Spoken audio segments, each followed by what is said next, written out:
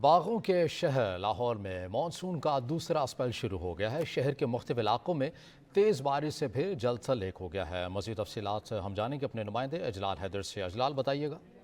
شہر لاہور میں گزشتہ صبح سے شروع ہونے والی بارش کا سلسلہ اب تک وقفے سے جاری ہے اور گزشتہ روز ہونے والی بارش نے صوبائی دارالحکومت کے مطابق تمام ریکارڈ توڑ دی ہیں۔ 30 سالہ بارش کا ریکارڈ جو گزشتہ روز ہونے والی بارش نے توڑ دیا ہے۔ تقریباً 291 ملی میٹر سے زائد بارش شہر کے مختلف علاقوں میں ریکارڈ کی گئی اور 200 ملی میٹر سے زائد مختلف علاقوں میں شہر کے بارش ریکارڈ کی گئی، جس کے باعث شہر کے جو مختلف ندی نالے ہیں وہ اوور فلو ہو گئے تھے۔ اس کے علاوہ جو شہر سے گزرنے والی مرکزی کنال ہے وہ بھی اوور فلو ہوئی اور اس کا جو پانی ہے وہ کنال روڈ سے متصل سڑکوں پر آ گیا تھا، جس سے ٹریفک کے بہاؤ میں خاصی دشواری کا سامنا کرنا پڑا تھا۔ اور گزشتہ روز ہونے والی بارش سے تقریباً جو 6 افراد جاں بحق ہوئے چھتیں گرنے سے اور کرنٹ لگنے کے واقعات میں، اور اس کے علاوہ جو مختلف شاہراہیں ہیں وہ اس وقت تالاب کا منظر پیش کر رہی ہیں۔ اس وقت